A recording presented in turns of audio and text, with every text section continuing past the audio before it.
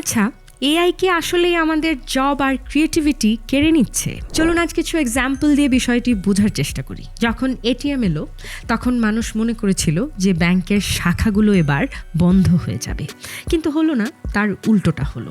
ব্যাংকগুলো আরও বেশি শাখা খুলল এবং আরও বেশি লোক নিয়োগ করতে শুরু করলো এবং আরও মানুষের কর্মসংস্থানের জায়গা হলো। ঠিক একইভাবে এক্সেল আসার পরে অ্যাকাউন্টেন্টদের চাকরি চলে যায়নি, ইন্টারনেটের কারণে লেখকদের কাজ হারিয়ে যায়নি, ডিজিটাল ক্যামেরা আসার ফলে ফটোগ্রাফারদের পেশা বিলুপ্ত হয়নি। এর কারণ হলো প্রযুক্তির কারণে যখন কোনো জিনিস সস্তা বা উন্নত হয় তখন সাধারণ মানুষ সেটি আরও বেশি ব্যবহার করতে শুরু করে, আর চাহিদা বাড়লে কাজের সুযোগও বাড়ে।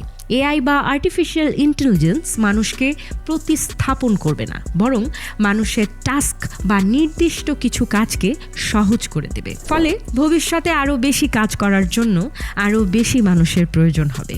তাই ভয় পাওয়ার কিছু নেই, বরং নিজেকে সময়ের সাথে, যুগের সাথে নতুন দক্ষতায় দক্ষ করে তোলাই আসল কাজ।